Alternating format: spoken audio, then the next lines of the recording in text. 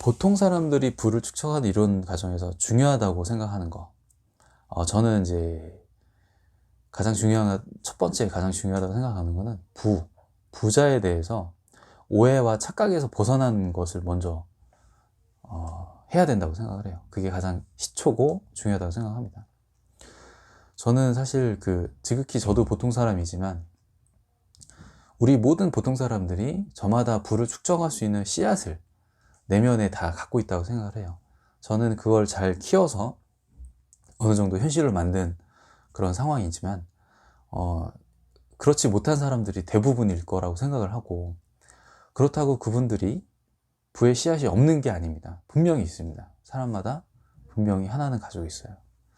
근데 그것을 발견하고 잘 키워나가지 못하는 이유가 바로 이런 이유입니다. 부와 부자에 대해서 잘못된 생각을 갖고 있기 때문이죠.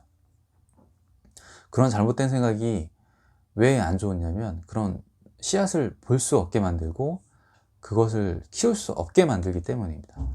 그래서 부와 이제 부의 축적 뭐 이런 것들은 사실 부동산이나 이제 주식이 급등하는 시기를 지났을 때는 그 씨앗을 발견하는 게 사실 더 제가 생각했을 때는 어려울 수 있어요.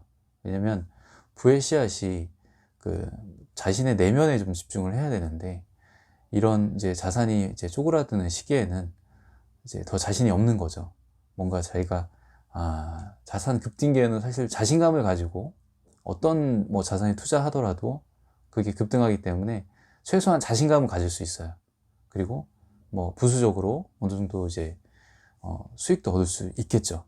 근데 이렇게 좀 자산이 급등하는 시기를 지나면은 좀 더 어렵습니다. 왜냐면 이런 때일수록 좀 자극적인 투자법이 더 많이 나오거든요. 소액으로 거액을 만드는 방법, 뭐 단시간에 엄청난 부를 축적하는 방법, 이런 것들에 유혹에 빠지거나 현혹되면 자신의 부의 씨앗을 볼 수가 없고 없애버릴 수밖에 없는 그런 상황입니다. 그래서 저는 부자와 부에 대해서 먼저 명확하게 제가 생각하는 이제 부와 부자에 대해서 책에 기술을 해놨는데, 여러분들이 생각하는 부와 부자는 어떤 모습인지 모르겠지만 확실한 거는 뭐 100억 부자, 1000억 부자 그게 다라는 건 아닙니다.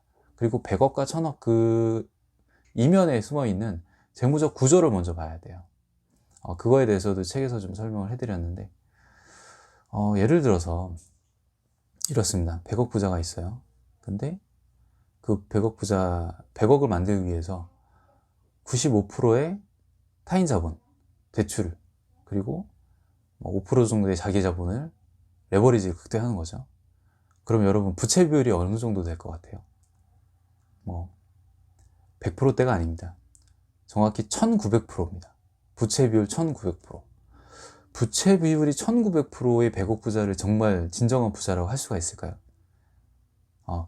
우리 이제 일반 보통 사람들은 그런 이제 부자라고 지칭하는 사람들을 봤을 때 뭐 본인이 100억의 이제 자산이 있다, 그런 구조를 만들었고 이제 더 이상 일하지 않아도 된다. 근데 조금 더 심층적으로 재무적으로 분석을 해보면 전혀 그렇지 않습니다. 부채 비율 1900%면 사실 뭐 지금 현존하는 금융권에서 이제 모두 부적합, 그러니까 대출이라든지 투자 부적합 판단을 내릴 수밖에 없는 그런 상황이거든요. 바로 당장 내일 부도가 나도 전혀 이상할 것 없는 그런 구조를 가진 그런 이제 100억 부자라고 하면은 그런 사람들의 투자법을 따라갈 수가 있을까요? 없겠죠. 그래서 저는 이제 그런 부와 부자에 대해서 먼저 좀 건전한 사고방식을 먼저 심는 게 중요하다고 생각을 하고요. 거기에는 그런 절대적인 수치나 이런 게 들어가지 않습니다. 본인이 생각하는 그런 부의 씨앗을 찾으려면 자기 안에는 분명히 있습니다. 그게 있기 때문에 잘못된 부와 이제 부의 축적에 대해서 먼저 벗어나는 게 저는 제일 중요하다고 생각을 합니다.